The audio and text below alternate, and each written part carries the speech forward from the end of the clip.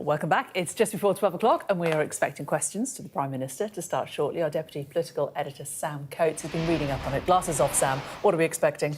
Often we say that Parliament shows itself at its best.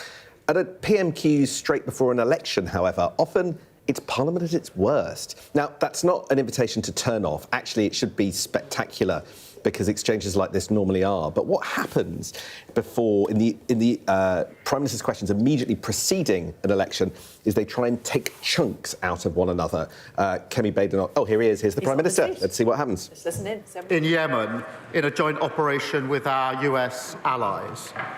This action was in line with long-standing policy of the UK government to defend freedom of navigation in the Red Sea after Houthi attacks fuel regional instability and risk economic security for families in the UK. Mr. Speaker, I'm pleased to say that all UK aircraft and personnel returned safely, and I pay tribute to the professionalism and bravery of all our servicemen and servicewomen. The Defence Secretary, Mr. Speaker, is making a statement immediately after PMQs. Mr. Speaker, can I congratulate Prime Minister Mark Carney on his election in Canada? Our two countries are the closest of Commonwealth allies, partners and friends, and we will work together to deepen our economic relationship to benefit working people here in the UK.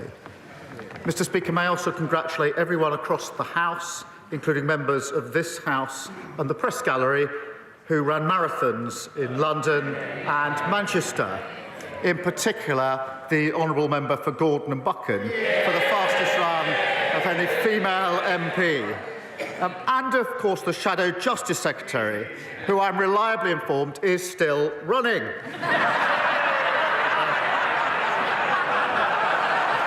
Mr. Speaker, this morning I had meetings with ministerial colleagues and others. In addition to my duties in this House, I shall have further such meetings later today. Clive Jones. Thank you very much, Mr. Speaker. I'd like to associate myself with the remarks of the Prime Minister about the professionalism of our armed forces, and also congratulate Mark Carney on being elected as Prime Minister of Canada. And also everybody who took part in the London Marathon. Both my daughters have done it. It's something I can't do anymore, sadly. Later today, Mr. Speaker, I'm introducing a bill to guarantee Parliament has the final say on any trade deal, including any agreement with President Trump. This isn't new. It's exactly what Labour promised to do in an official policy paper put forward in 2001. I'm asking this government to keep its promise. Currently, members of Parliament have no vote. They have no voice on trade deals. So, will the Prime Minister... Order. I think the Honourable... What, this is good. I think you're on a marathon yourself. I think the Prime Minister may have got a bit. Prime Minister! Well, Mr. Speaker, can we extend our congratulations to his daughters for running the marathon? In relation to trade deals, the government retains the right, obviously, to strike trade deals, delivering growth, jobs and opportunities for working people. We clearly set that out in our manifesto. That's exactly what we're doing. Parliament, as he knows, does have a well-established role in scrutinising and ratifying these deals. He knows that was strengthened under the last Labour government, as he references. Dan Tomlinson. Thank you, Mr. Speaker. There's going to have to be a coming together of Reform and the Conservative Party in some way. A deal, a pact or a merger. These aren't my words, Mr. Speaker, but those of the most senior Tory in elected public office in the country, the Mayor of the Tees Valley. So if senior Tories are plotting it, the Leader of the Opposition won't deny it, doesn't that mean that the only way for us to stop this plot is to vote Labour? No need to answer you, no responsibility for any part. Right, let's move to the Leader of the Opposition, Kemi Badenoch. Thank you, Mr. Speaker. On Monday, the Prime Minister's safeguarding minister admitted on the floor of the House that there was a cover-up of the child rape gang scandal. Does the Prime Minister think we should expose this cover-up? Mr. Speaker, this is obviously a serious issue. I oversaw the first grooming gang prosecution, which was in Rochdale more than a decade ago. There is a contrast here because the Leader of the Opposition, when she was Minister for Children, Women and Equalities, never raised this issue in the House in 3 years. Mr. Speaker, the Shadow Home Secretary held 352 external meetings during 20 months. How many were on this issue? Not one. And they failed, of course, to implement a single recommendation for the independent inquiry into child sex abuse. Mr. Speaker, my position is absolutely clear. Where there's evidence, the police should investigate and there should be appropriate prosecutions. That's route number one. Route number two, we should implement existing recommendations, which did expose what went wrong. They weren't, those recommendations were not implemented by the last government. They're being implemented by this government. We are providing for local inquiries. We're investing more on delivering truth and justice for victims than the party opposite did in 14 long years. Mr. Speaker, in the last year of Conservative government, we had a gangs task force that found 500 perpetrators, protecting thousands of victims. We launched that inquiry that he's talking about, but more still needs to be done. It's now 4 months since I asked him for a full national inquiry. Instead, he promised 5 local inquiries. There will be one in Oldham. Will he now name where the other 4 inquiries will be? Prime Minister. Mr. Speaker, we are providing for local inquiries.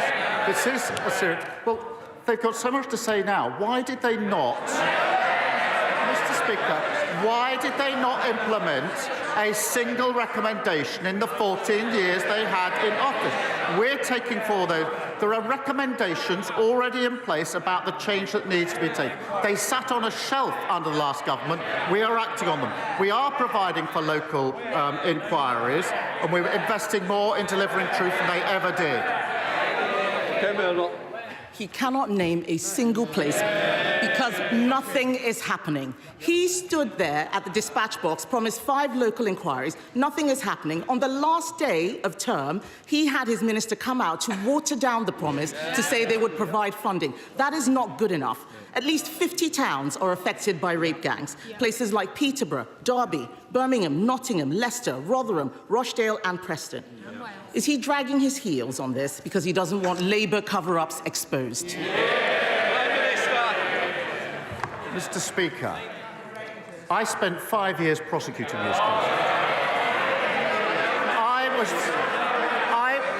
Mr. Speaker, I was the prosecutor that brought the first case. And when that file was brought to my attention, Mr. Speaker, I noticed that one of the defendants had not been prosecuted previously. Far from covering up, I asked for that file so that I could have a look at it. On the back of that, I then changed the entire approach to prosecutions, which was then lauded by the government. We were doing the right thing and brought those prosecutions. So my record was going after where I thought something had gone wrong and putting it right. She stayed silent throughout their years in government, and so did the entire front bench. Mr. Speaker, he's not the Director of Public Prosecutions anymore. He is the Prime Minister. People want to know what he is going to do now, not talk about what he did years ago.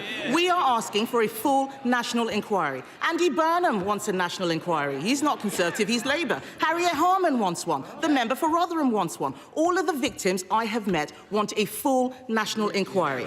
He keeps talking about local inquiries, yet they have not got going. And they haven't got going because local authorities don't want to investigate themselves. Local inquiries cannot force witnesses to appear. Local inquiries can't force people to give evidence under oath. So why won't he have a national inquiry? Mr. Speaker, we've had a national inquiry. We've had recommendations. There are hundreds of recommendations that have been made in relation to this issue. It is a serious issue. I strongly believe that we should implement the recommendations that have already been made. And that is what we are doing. I strongly believe we should listen to victims, and we've been listening to victims on this side for decades and working with victims for decades in relation to what they want, which is local inquiries, and we've set those local inquiries up. Mr. Speaker, he says we should listen to victims. The victims want a national inquiry. We haven't had a national inquiry. We had the child sex abuse inquiry, which Conservatives launched. There is still more to be done. It didn't cover this scandal in detail. In Manchester, just last year, authorities were still covering up abuse. The local inquiry chair there has quit. Bradford Council, an area of some of the worst abuses, refuses any inquiry, local or national. Whether it's the streets of Birmingham or the Town Hall of Bradford, it is chaos and cover-ups with Labour councils. When will he show leadership and do the right thing?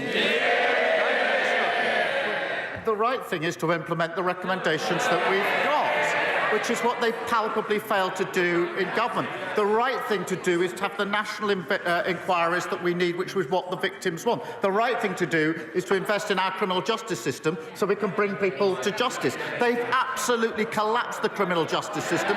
Prosecutions for rape under their watch, they go up or down. They went down to record lows. Investment in prosecuting these cases went down. Their record was abysmal. They should hang their heads in shame. Mr. Speaker, this is just distraction tactics. He hasn't read the recommendations, because if he had read the recommendations, he would know none of them would tackle this issue. The fact is, if I was standing where he is, we would have had a national inquiry months ago. This issue is personal for me. I have met many of the victims. This is about the protection of children. Nothing else is more important. In the last few days, Mr. Speaker, I've been to Wiltshire, Lincolnshire, Northumberland, Kent. All of them have outstanding children's social care. Do you know why, Mr. Speaker? Because they're all run by Conservatives. That's the difference that Conservative councillors make. Isn't the choice tomorrow between chaos and cover-ups under Labour councils or better services under the Conservatives? She says they'd have a national inquiry. 14 years. 14 years, and they didn't do it. It's so hollow. And yes, tomorrow is the first opportunity the country has to pass their verdict on the Leader of the Opposition and the party opposite after the general. Have they changed? Have they learned? It's passing verdict on the Leader of the Opposition. We'll see you next week. Right, Daniel Winter. Thank you, Mr. Speaker. Mr. Speaker, I wish that the Leader of the Opposition would stop weaponising victims of child sexual political points. It's damaging victims, and if she cared about child protection, she wouldn't be doing that. It's a disgrace. You're a disgrace.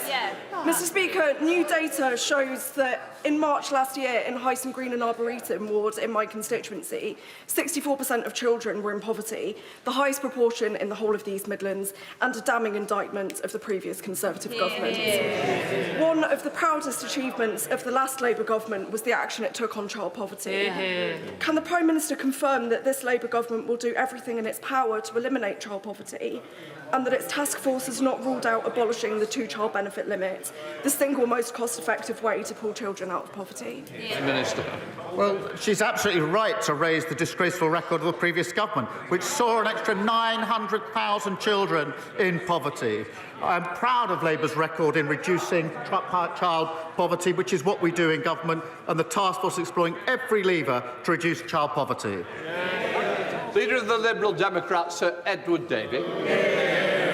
Thank you, Mr. Speaker. And on behalf of my party, can I send our congratulations to Mark Carney and the Liberal Party of Canada on their historic victory. We wish them well as Canada continues to stand up strongly to President Trump's tariffs and threats.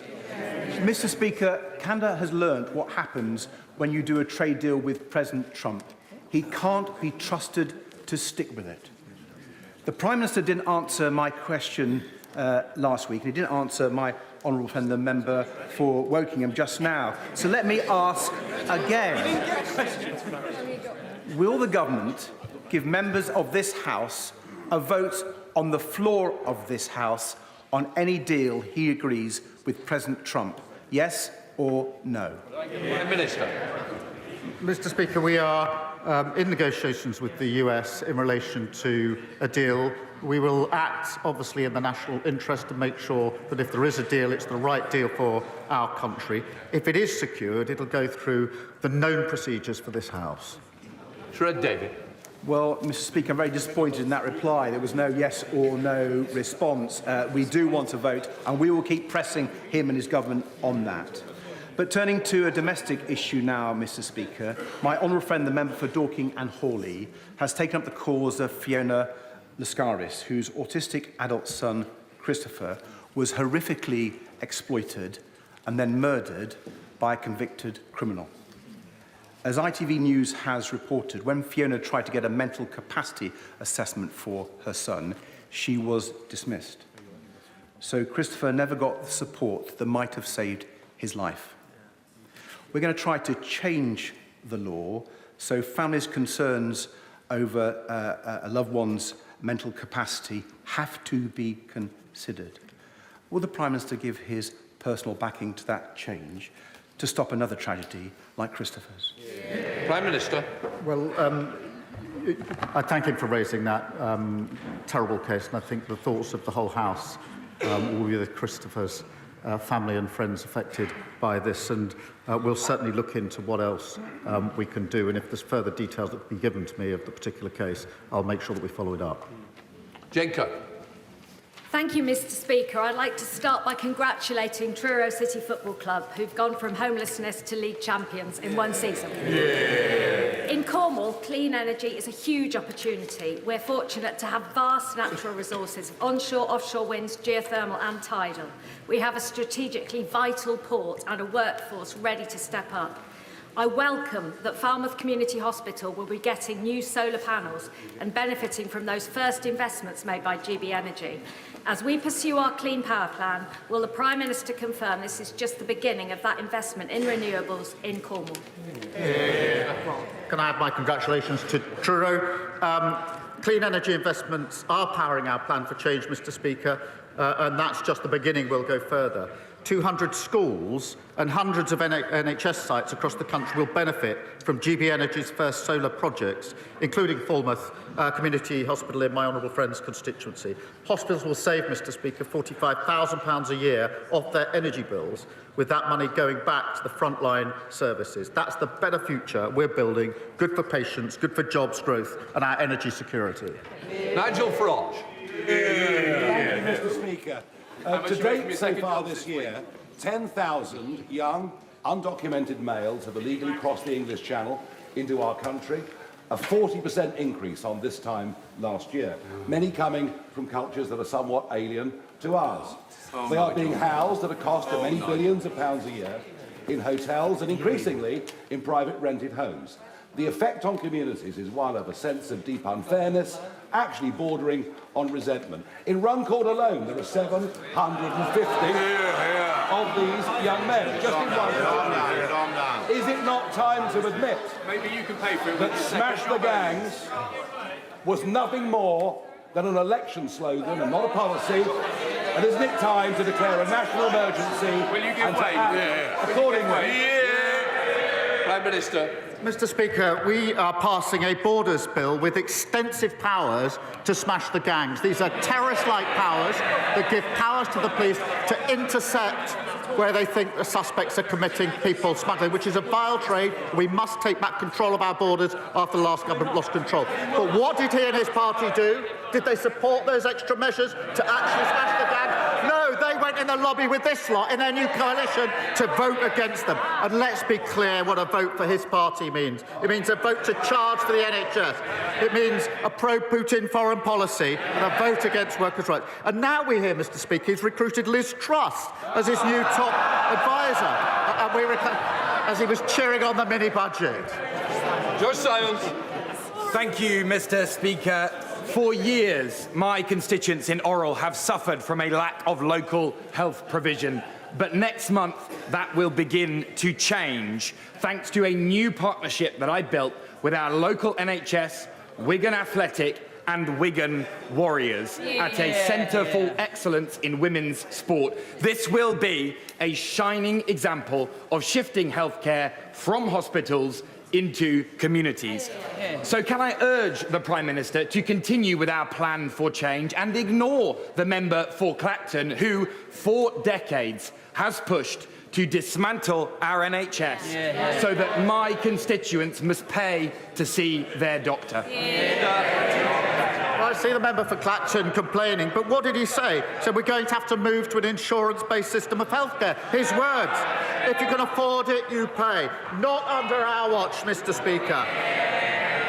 While he's busy taking Liz Truss's advice and fawning over Putin, we're driving down waiting lists, 3 million extra appointments delivered, and waiting lists slashed in the most deprived areas. That's 6 times the waiting list will come down, including during the winter periods. We're rebuilding our NHS, rebuilding our country of the future, and delivering for working people. Liz Jarvis.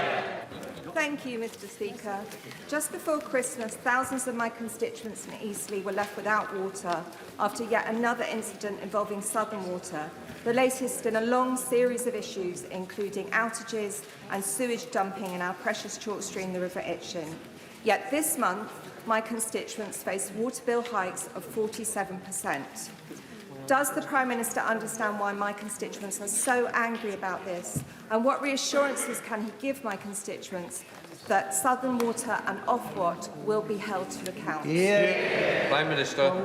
I thank her for raising this, and the party opposite should apologise to her constituents for allowing record sewage into our waterways. Our Water Act will clean up our rivers, lakes and seas. Under new powers which came into effect last week, in fact, water bosses can now face years in jail for concealing sewage spills. We've banned the payment of bonuses and introduced new powers. And of course, we're delivering a major review through our Water Commission. And I'll reassure the member we won't hesitate to take further steps. Sam Cole. Thank you very much, Mr. Speaker. Listening to residents in North West Cambridgeshire on the doorstep and in local coffee mornings, there's a clear message. People want local police that have the time and resources to get to know crime in their areas and tackle it at the root. And I know our Labour mayoral candidate's committed to that as she's elected tomorrow. So could the Prime Minister update residents across Cambridgeshire and Peterborough on how our plan for change is tackling crime and antisocial behaviour and boosting police ranks by 13,000 officers that will be visible in all local communities? The party opposite decimated neighbourhood police, and crimes like shoplifting and antisocial behaviour ran rife. I can tell him what we're doing through the plan for change: extra police officers, extra PCSOs and more special constables. On top of that, Mr. Speaker, a named officer for every community and more teams out in our town centres on Friday and Saturday nights. That's what you get with a Labour mayor working with a Labour government to deliver change for Cambridgeshire and Peterborough. Josh Babrin. Thank you, Mr. Speaker. Eastbourne War veteran Staff Sergeant Pauline Cole is a veteran who sustained injuries while serving our country. She was awarded military compensation. But because military compensation is currently considered income by this government, her pension credit has been cut from £77 a week to just £11 a week. We've met with the relevant minister to try to address this to no avail. So I want to ask the Prime Minister, with the anniversary, the 80th anniversary of VE Day just next week, will he meet with Pauline, who's in the gallery, and I, to address this injustice and to ensure that no veteran is penalised for serving our country? Prime Minister. Can I thank him for raising this important issue with us? We will always stand up for those who served our country. I paid tribute to Pauline for her service, and I will make sure that she gets the appropriate meeting that she wants and needs to discuss her specific case. Julie Mims. Thank you, Mr. Speaker. This week, thanks to this Labour government, hundreds of free breakfast clubs have opened across our country. Will the Prime Minister join me in sending good wishes to the staff and pupils at Castle Carrick, Udale, Longtown, Inglewood, Brook Street, Blackford, Hallbank Gate and Bishop Harvey Goodwin schools in my constituency, which are among the first to benefit from this important scheme? And can he confirm that this is just the start of Labour's plan for change to deliver for working parents? Well, look, let me pay tribute to all the staff in her constituency who are working in the breakfast clubs, which, of course, Mr. Speaker, deliver free breakfast clubs, 30 minutes of free childcare, saving working parents £450 a year, and we've opened the first 750 across the country. There'll be many more to come, Mr. Speaker. We are, of course, also saving parents £50 a year by making school uniforms cheaper, something the Leader of the Opposition ordered all her troops to vote against. Thank you, Mr. Speaker. The playing of music and loud videos on public transport without headphones is becoming increasingly common.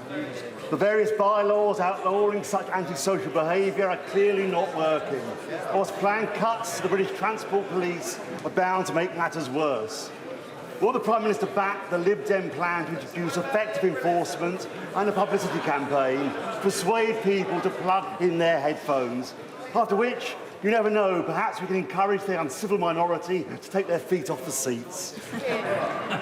Prime Minister. Well, he raises a really important question of antisocial behaviour. They're laughing about it. That really sums up what they did in the last 14 years. He knows there are already strict rules in place to prevent antisocial behaviour, including fines of up to £1,000. But we are focused on tackling antisocial behaviour. It's not low level. It does affect people and their communities and their sense of safety and what they can do with their own lives. And that's why an additional £1.2 billion has been set aside for policing, 13,000 new neighbourhood police officers, new respect orders, and a named officer in every community. We take this seriously. They laugh about it. Bel Ribeiro Adé. Mr. Speaker, rent in my constituency is becoming exceedingly unaffordable, with the ONS's most recent data estimating that the average price of rents have risen by over 10% in the last year, whilst average wages haven't risen at the same level. And I know several metro mayors are calling for the power to control rents in their region to help tackle the issue, and the steps in the Renters' Rights Bill to cap market rents at the market rate are positive. But as landlords are the ones setting the market rates, renters in my constituency are fearful that this won't be enough to protect them from rising rents. So can the Prime Minister tell me what steps this government is taking to bring down rental prices? Prime Minister. She's absolutely right to raise this important issue. Communities across the country are facing the consequences of the utter failure of the party opposite to build enough homes. Our Renters' Right Bill improves the system for 11 million private renters, blocking demands for multiple months of rent in advance, and finally abolishing no-fault evictions, something they said they'd do over and over again, and as usual, never got round to doing. Mr. Speaker, that's backed up by major planning reforms, our New Homes Accelerator, and £600 million to deliver 300,000 homes in London, part of our 1.5 million homes we'll build across the country that are desperately needed. Sir Bernard.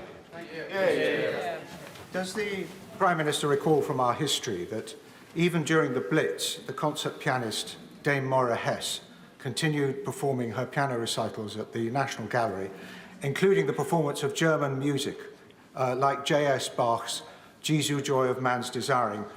As a trustee of the Parliament Choir and as a singer, can I ask him to lend his support to Parliament's own VE Day celebration, which will be next Wednesday evening in Westminster Hall, when we will perform in the presence of His Royal Highness the Duke of Kent and both speakers of both houses, not only that Bach chorale, but the music of our other allies and, of course, some British music too. Tickets are still available. Prime Minister. Can I wish him the very best of luck? It will be a fantastic event, and it's just one of the many important celebrations that that are taking place to commemorate VE Day. I would encourage the whole House to buy those remaining tickets to go along and attend the concert, which I think is in Westminster Hall, as well as the many street parties and other events that will be across the country. And I look forward to paying my own tributes on VE Day, but I wish him luck. Sarah Hall. Thank you, Mr. Speaker. I welcome the action taken by the government to fix our NHS and deliver 2 million more appointments, something my constituents are already benefiting from. Together with Warrington and Halton NHS Trust, I recently submitted a ready-to-go proposal for a new urgent treatment centre and outpatients facility in Warrington. Warrington has over 200,000 residents and no urgent treatment centre. The proposal would reduce A&E waiting times and deliver 100,000 appointments every year. Will the Prime Minister or Health Secretary agree to meet with me and local health partners to discuss this transformational project? Prime Minister. Well, I'm happy to make sure that my honourable friend meets the Health Secretary. Mr. Speaker, we have got waiting lists down for 6 months now in a row, delivering 3 million extra appointments. The Further Faster 20 programme is doubling the rate at which waiting lists are falling, including in her trust. And of course, earlier this week, we froze prescription charges at under £10. There's a lot that's been done, a lot more to do, but our plan for change is working, getting the NHS back on its feet. Leila Moran. Mr. Speaker. The non-disclosure agreement was entirely one-sided, gagging me, but not the men or the execs involved. It covered not just business matters, but everything painful I'd endured. I ended up in hospital. These are the words of a victim who suffered intolerable sexual misconduct in her workplace. Does the Prime Minister agree with me and members across this House that the misuse of NDAs in cases like this are totally unacceptable? And if so, will he help us in amending the Employment Rights Bill going through the Lords now to stop this pervasive practice once and for all? Prime Minister. She's right to highlight the misuse of NDAs, and I don't think anybody would countenance the misuse of NDAs, particularly in a case as serious as the one that she cited, which is why we're looking whatever we can do to make sure they're not misused. Thank you, Mr. Speaker. After 14 years of a Conservative government who let fly tipping increase to record levels across the country, my constituents in Ealing Southall will welcome the Prime Minister's announcement today that fly tippers will now face tough action, new technology for enforcement, and up to 5 years in prison. Could the Prime Minister set out what other steps he is taking to help councils tackle fly tipping and the difference this will make to communities like Ealing Southall? Thank you for raising this issue. Under the last government, we saw 1 million incidents of fly tipping. Under Conservative councils, we see enforcement down and fly tipping up. Look at Tory-led Northumberland, where incidents of fly tipping are up 76%. We're introducing, Mr. Speaker, tough powers to seize and crush the vehicles of commercial fly tippers who now face up to 5 years in prison for operating illegally. That's a Labour government clearing up the mess left by the party opposite. Thank you, Mr. Speaker. Prime Minister, a week tomorrow, the whole nation will come together to commemorate VE Day. Those who fought in World War II, including my own father, would often attest that no one did more to maintain their morale in adversity than Dame Vera Lynn, the force's sweetheart. A doughty band of campaigners for several years have been trying to create a national memorial in her honour. I'm pleased to tell the House they now have a stunning design. They have a site, appropriately at Dover, and they've already raised over 3/4 of the funding that they would need. So at this very special time, would the Prime Minister lend his support in principle to this noble endeavour? Would he be prepared to accept a personal briefing on the campaign, in which case I suspect that he and I will meet again?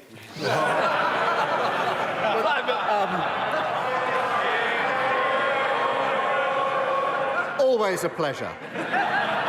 But look, I'm going to congratulate him on his campaign. It is really important, and many people were delighted, I think, to join that campaign. Dame Vera is sewn into our nation's soul, providing the soundtrack for our greatest generation, and so it's particularly timely. So I'll support the campaign that he has done so much to promote. Adam Thompson. Thank you, Mr. Speaker. Whether it is the crevasse on the island outside of Asda in Long Eaton or the array of tyre poppers on Quarry Hill Road in Ilkeston, every day my inbox is filled with complaints about potholes that Conservative Derbyshire County Council has failed to fix. Given that the government has poured £1.6 billion of extra funding into road repairs and that tomorrow is the Derbyshire County Council elections, does the Prime Minister agree with me that it is high time that Erewash and the wider Derbyshire got itself a Labour council that will actually repair the roads? Well, he's absolutely right. Conservative Derbyshire County Council is home to more potholes than anywhere else in the country, and drivers are paying the price. Mr. Speaker, our plan for change has committed enough funding to fix 7 million extra potholes this year, and for the first time, councils like Derbyshire must publish how many potholes they've actually repaired in order to get the cash. The party opposite left Britain's roads crumbling. We are fixing them. Sammy Wilson. We are just going to step away from Prime Minister's questions for a short while. We're just drawing towards the end of it to bring in our Deputy Political Editor, Sam Coates. And potholes, we got there. That's a key local election issue, isn't it, Sam? We got there in the end. Are you surprised that perhaps for her opportunity of 6 questions in the week of local elections that Kemi Badenoch chose to focus on one issue, the child grooming gangs, and went at that again and again to the Prime Minister? You put that very gently, Jane. I sort of feel like I owe viewers a bit of an apology. I thought that this was going to be a blockbuster PMQs, the kind of kinetic exchange that you normally get immediately before an election. But Kemi Badenoch went in a direction I didn't anticipate. 6 questions on grooming gangs, as you say, basically trying to remind people that she's been on this issue since the start, and the Conservatives have asked for a full-blown national inquiry. Labour haven't given that, and making suggestions that Jess Phillips' intervention on Monday makes that all the more urgent. Now, I know, because Kemi Badenoch's been talking about this on the airwaves in some of the recent interviews, she's been thinking about how to do Prime Minister's questions to make it more effective, but probably to make it more effectively on social media. I wasn't at all clear how any of those 6 questions particularly help her this week, but we'll see whether the clips that get uploaded fly and whether or not the arguments that she makes didn't. It felt like she was quite in the weeds of the issue, if I'm being honest. If one MP showed them how to do it, and I'm afraid to say it was Nigel Farage, he launched into an attack on small boats, the government's handling of it. He tied that to the Runcorn by-election, where Reform UK are trying to challenge the Labour Party, making allegations about multiple occupancy houses containing migrants, and the problem up there of people who have come to this country in small boats, and tied the politics with the immediate upcoming local elections. But there was very little of that, sporadic questions about potholes. But you would have known that tomorrow's elections was happening if you sort of landed from space and just watched that PMQs. I mean, do you think it is because all the polls seem to suggest that both of the main parties are going to face a bit of a drubbing in these local elections? We don't know where votes are going to go to. Are they going to go to Reform? Are they going to go to the Lib Dems? Are they going to go to the Greens? That perhaps are these 2 main parties conceding that they've already possibly lost these local elections? I don't think that being boring is any answer to any political question, if I'm being honest. And it was a bit dreary at points, I have to say. I do think that if you want to win an election, you've got to advance an argument and grab people's attention. And it was unclear how that was. We're about to transition into a statement by John Healey overnight. There were strikes on the Houthis. It's not the first time Britain has done that, but the political context has changed with comments by the US government and people around Donald Trump. So we're going to quickly change gear.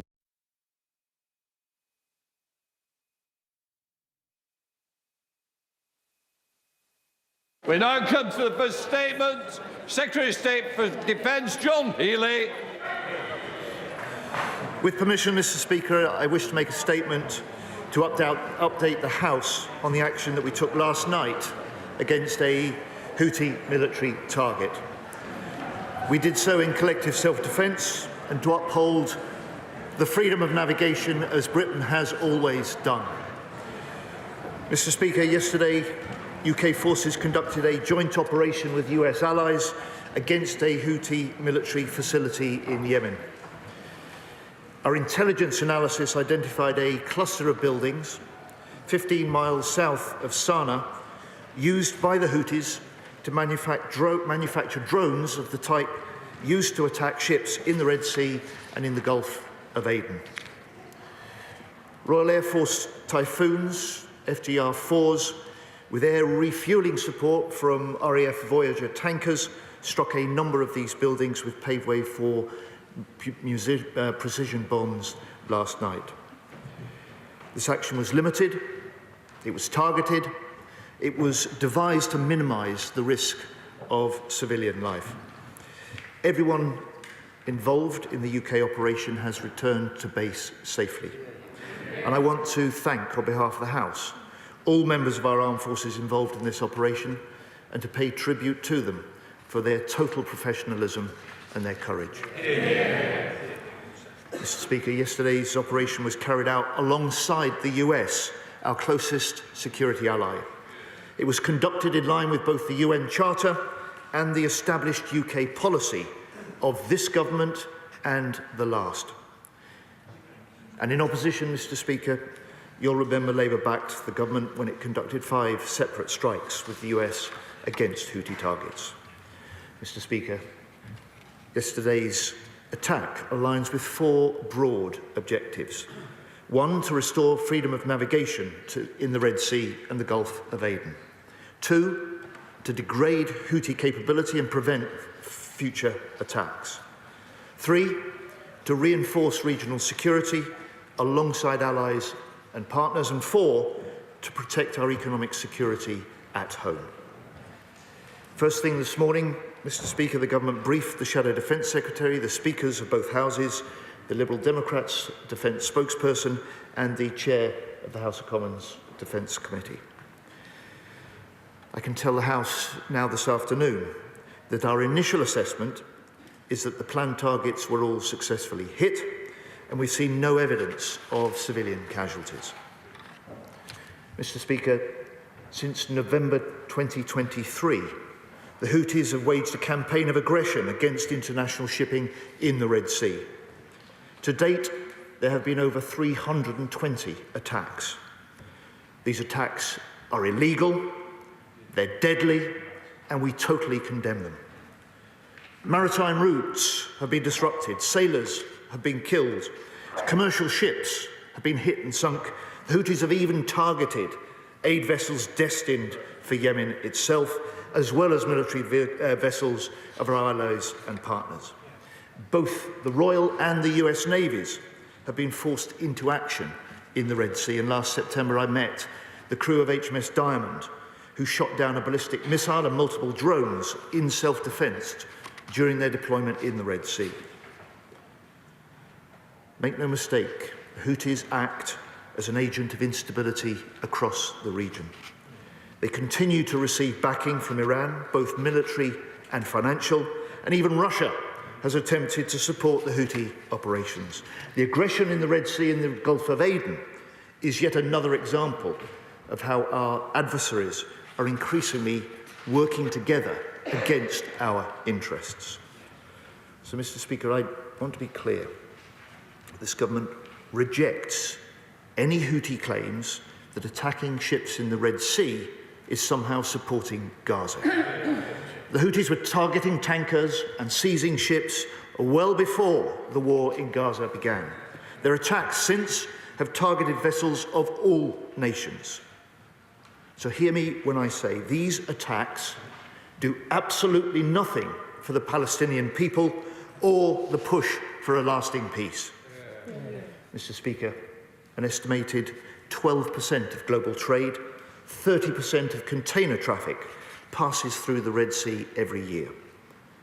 But the Houthi threat has led to a drastic fall. Levels are 55% down on what they were in November 2023.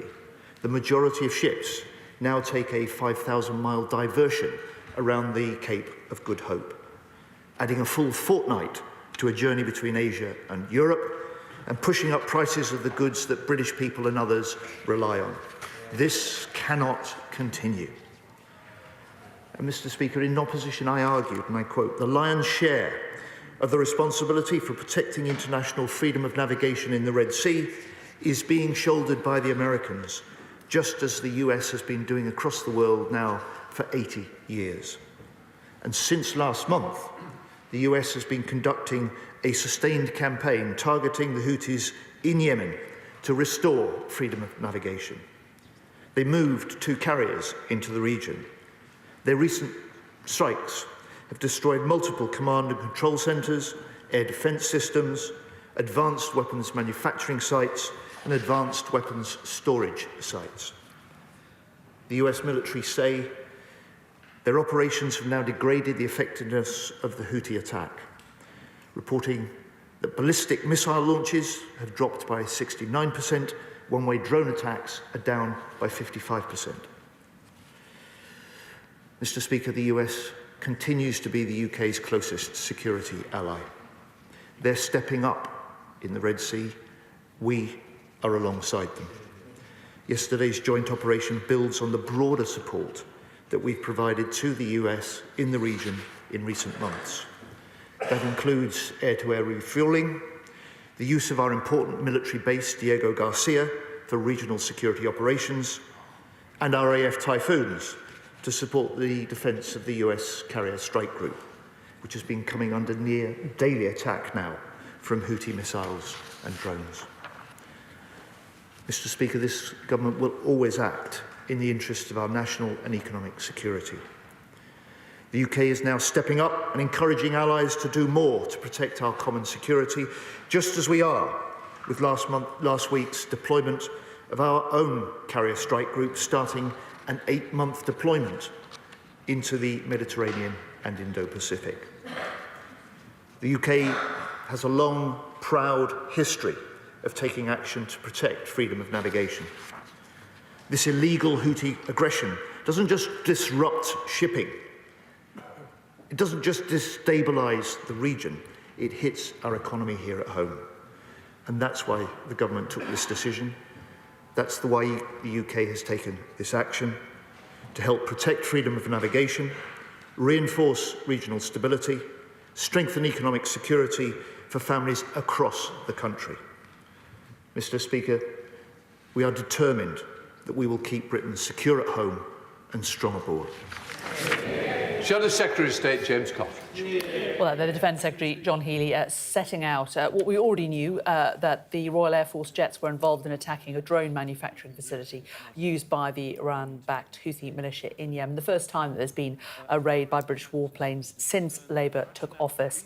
He, in the Commons there, pointed out it was a limited and targeted action, and it was about protecting freedom of navigation.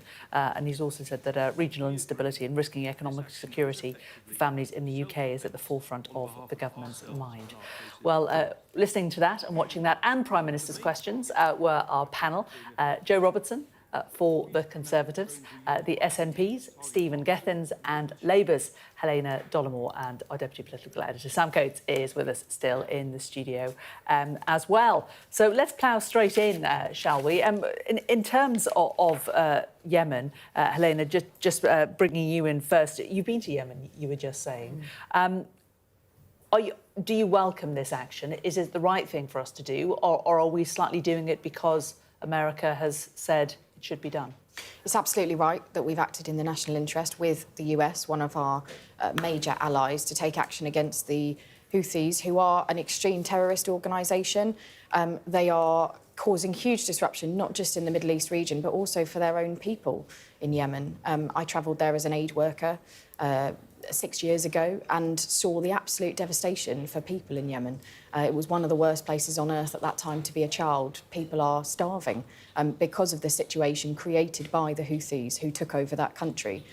So it's very important we've acted in the national interest, and it's another reminder of the sacrifice that our brave servicemen and women take whenever they go out on a mission to protect us in this way. Could I just... What does victory or success look like in this operation? Because I have absolutely no idea.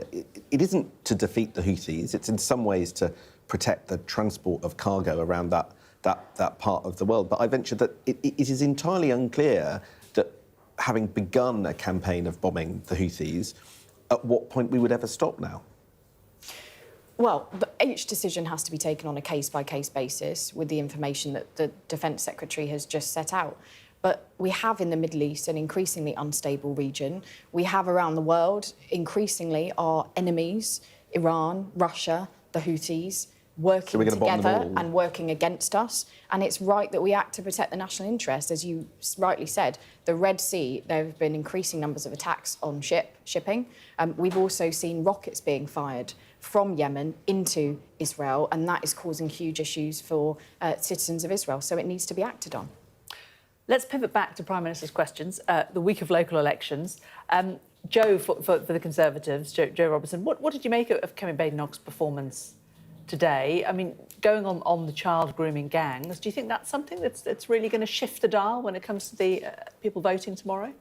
So I think she was strong on an issue that the Prime Minister has no answer for. Why won't he hold an inquiry into the wall of silence that existed within authorities such as the police and local authorities around what went on with grooming gangs? He doesn't have an answer to it. Well, he did have an answer. He said that there has already been an inquiry and that there are going to be local inquiries. Not into the wall of silence that some of the authorities have shown police, including the police and councils. Now, look, Harriet Harman has called for this, and so has Andy Burnham. This is a cross-party thing that lots of different senior politicians are calling for. Kemi Badenoch's been leading the charge, and Keir Starmer is deaf to it. I don't accept that, Joe. I think you are misleading the viewers of Sky. Keir Starmer, when he was Director of Public Prosecutions, took action to prosecute the first grooming gang. We're not talking about prosecutions. We're talking about a national inquiry into the police who didn't do enough, in my view, and into local authorities who have not done enough. This is not about prosecutions. This is about a national inquiry into a wall of silence. And if we're talking about inquiries, what the government has announced is locally led, nationally backed inquiries, because we are hearing from victims and we are hearing from local authorities that they believe that is the best way of getting justice for victims, but also learning the lessons so that this never happens again. And I'm not going to take any lessons from a Conservative Party that sat on the findings of the independent inquiry into child sexual abuse, sat on the recommendations, didn't implement a single one, and this government is now acting to Local implement them. inquiries where there's been a local cover-up is not a good way of dealing with the issue. It needs to be national, it needs to be independent, and it needs to look at things that have not been looked at. And at the same time, you can implement the recommendations of the previous inquiry. The almighty force looking at this very issue and conducting a nationwide review of the circumstances around grooming gangs. She's coming back with recommendations to the Home Secretary next month. You know that's not the same. You've accused me of misleading viewers. That is not the same, and you know it. Can I just jump in? Slightly different issues, same topic. Do we really think that voters going to the ballots will do so, inspired what Kemi said at the dispatch box today? Do people vote on grooming gangs at local elections? Do we really think that's the case? And if not, why did she devote all 6 questions at this critical moment in our politics to that? Because my sense is that isn't the sort of issue on the ballot paper on Thursday. So where these horrific events have taken place, they've been at a local level. And, of course, the government's response is to deal with it locally. So, yeah, I think people really do care about it. All sorts of things affect how people vote locally. And I guess we'll find out tomorrow, when local elections have taken place, how people cast their vote. Stephen, I know you wanted to come in there. Yeah. There aren't local elections in Scotland, but no, what's your two penneth here on this? But actually, I take Sam's point. I'm not sure why anybody would vote for the Conservatives or Labour, but I don't have a vote in the local elections. But on this point, I do think the Conservatives are leading with their chin a little bit, because I do think that Labour have a point in terms of Kemi Badenoch didn't raise this when she had the opportunity as a minister, but this is a deeply serious issue. So in Scotland, obviously, you've got the National Strategic Group trying to take action now, and I think that's where government should be focused, taking action and looking at this now. But if I can go back, and I'll try and be even-handed and disagree a little bit with what Helena said, in terms of Yemen, bombing, you're quite right. Nobody should hold a candle for the Houthis. They're attacking civilian targets. They're terrorists. And they are. But you talk about a case-by-case basis. I'm tired of hearing about case-by-case basis when we're striking from above. We need a national strategy on how we recover from what is the most devastating humanitarian situation on earth. And whereas the government might be right in terms of that, I want to see a little bit more strategy. We can't consistently have these pinprick attacks and no strategy for what was, well, there was a huge amount of focus on that recently, devastating humanitarian attacks. So it goes for both. You know, if we really want to help the victims, be it in Yemen or be it of these child sexual abuse gangs, we need action and we need an overarching strategy rather than just the odd question at PMQs to score a point. OK. Helena, back to you and the local elections. Sam, and I both making the point, are child grooming gangs some people are going to vote on. When we look at what the predictions are for tomorrow, it seems that the mainstream parties, Labour and the Conservatives, are dead in the water, according to Professor John Curtis, the eminent pollster. Who do you fear most, Lib Dems or Reform?